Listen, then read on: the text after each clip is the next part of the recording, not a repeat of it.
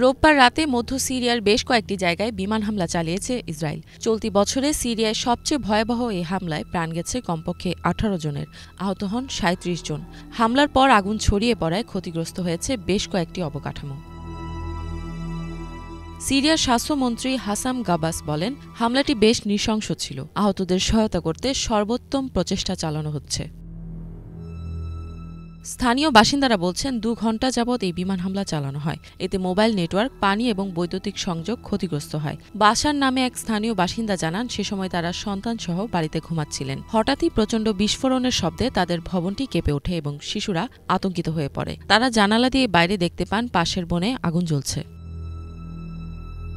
উদ্ধার অভিযানের সাথে জড়িতরা জানান, অন্যান্যদের সহায়তা করার সময় তাদেরও লক্ষ্যবস্তু বানানো হয়েছিল। আহত অগ্নি নির্বাপক মোহাম্মদ ঈসা বলেন, তারা পাহাড় থেকে আহত ও নিহতদের উদ্ধারের চেষ্টা করছিলেন। রাস্তায় কিছু সমস্যা থাকায় বিকল্প রাস্তার ব্যবহারের আলোচনার সময় হঠাৎই একটি বোমা তাদের সামনে এসে পড়ে। তখন সবাই মাটিতে শুয়ে পড়ে এবং তিনি গুরুতর আহত হন।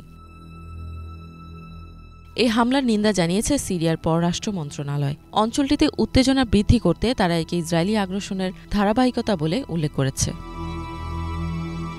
ইফাত জাহান, বাংলাভিশন।